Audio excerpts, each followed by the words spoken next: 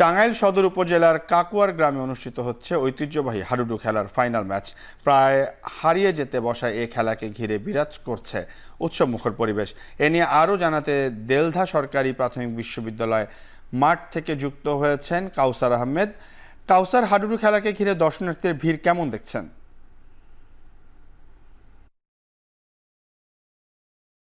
Seoul, আমি আছি দেলদা সরকারি প্রাথমিক বিদ্যালয়। এখানে কিন্তু অল্প কিছুক্ষণ আগে গ্রাম বাংলার যে ঐতিহ্যবাহী হাডুডু খেলা সেটি কিন্তু শেষ হয়েছে। আমি লক্ষ্য করেছি যে এই খেলা দেখতে এই বিদ্যালয়ের যে ভবন রয়েছে সেই ভবনের ছাদ, পার্শ্ববর্তী গাছ এবং সীমানা প্রাচীর সহ মাঠ ভরপুর।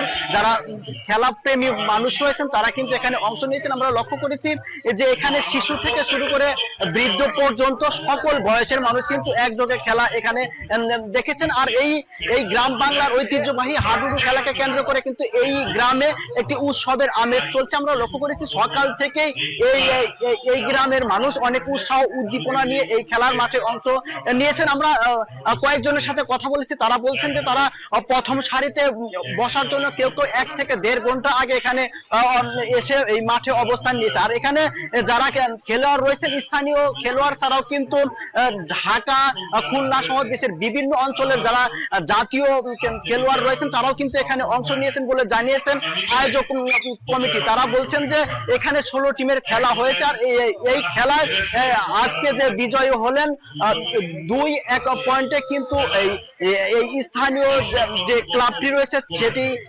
বিজয় হয়েছে বলতে আমরা জানতে পারছি। সেটা হচ্ছে ওমরপুর স্পোর্টিং ক্লাব বিজয় হয়েছে।